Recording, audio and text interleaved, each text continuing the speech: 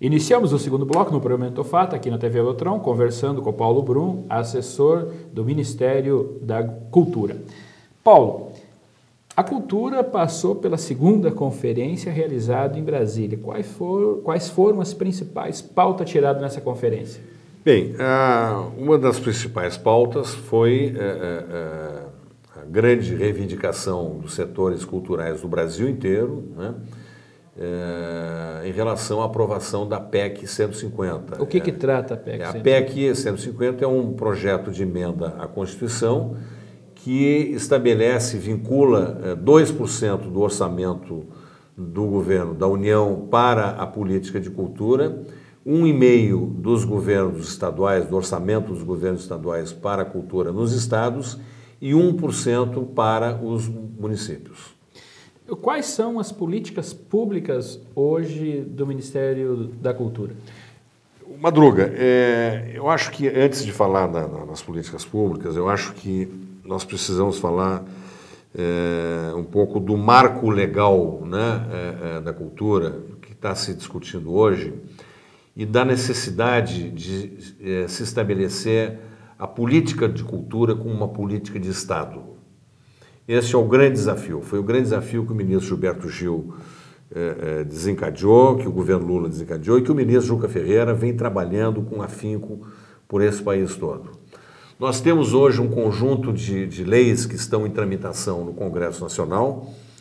Eu poderia citar rapidamente aí a lei que estabelece o Sistema Nacional de Cultura, ou seja, estabelece o Pacto Federativo da Cultura com responsabilidades para a União, Estados e municípios, implica que os estados e municípios têm que formar suas secretarias de cultura, seus conselhos estaduais e municipais, né, e seus respectivos fundos municipais. Esses né? conselhos com função consultiva ou deliberativa?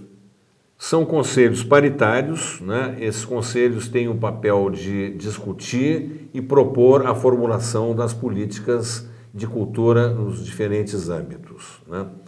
Paralelamente a essa lei que estabelece o Sistema Nacional de Cultura, temos também a outra que foi aprovada na Câmara e que está indo agora para o Senado Federal, que é a que estabelece o Plano Nacional de Cultura. Ora, nós temos um Plano Nacional de Educação já há mais de 20 anos. E não tínhamos um Plano Nacional de Cultura. E que avançou bastante, mas tem muito ainda que avançar. Mas não, temos isso aí. Temos ainda aí o projeto que estabelece, outra PEC que estabelece a cultura como direito social na Constituição. Ora, os nossos constituintes de 88 estabeleceram a saúde, a educação, a assistência social, tudo como direito social. Esqueceram de colocar a cultura como direito social. É importantíssimo. Então, essa PEC está em tramitação também no Congresso Nacional. Temos a lei que altera a Lei Rouanet, que é o Procultura, né? Que é uma lei muito importante, né? Ela, na verdade, ela vem corrigir, né, uma distorção, um desequilíbrio imenso, uma injustiça imensa que acontece nesse país, né, que 90% dos recursos da renúncia fiscal, ou seja, dinheiro de impostos que empresas colocam para a cultura, que ficava só no Rio e São Paulo, basicamente nas cidades do Rio de Janeiro e nas cidades de São Paulo, em alguns bairros, porque se você for para a periferia, você não tem política de cultura ali, né? Para ter uma ideia, 90% dos recursos da Lei Rouanet ficavam, né, no Rio de Janeiro e São Paulo. Na região sudeste, nós tínhamos aqui 10% para Minas Gerais e 1% para o Espírito Santo, né? A região sul do Brasil, ela fica com algo em torno de 7%, sendo que o Paraná hoje deve ter 4%, né, da renúncia fiscal. Mas também o que é um absurdo. E também não podemos esquecer, né, Paulo, que a questão cultura, ela tem um fator econômico, isso representa na economia do país. Né? Não, com certeza. E significante. Com certeza. Para ter uma ideia, a economia da cultura hoje, ela representa algo em torno de 8% do PIB nacional, do Produto Interno Bruto Nacional. Ela emprega mais que o setor automotivo. Para você ter uma ideia, em situação de crise, a crise de 29 nos Estados Unidos, né, o que levantou a economia americana foi a indústria do cinema. Sim. Né? Quer dizer, hoje nos Estados Unidos a maior indústria é a indústria bélica. A segunda maior indústria é a indústria do cinema, a indústria da cultura. Né?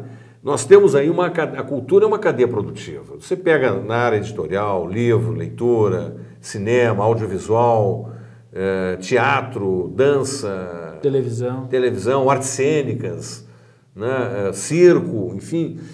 Nós temos pessoas que atuam aí, ou seja, montando cenários, né? Trabalhando com iluminação, né? Com cinegrafia, arte gráfica, enfim.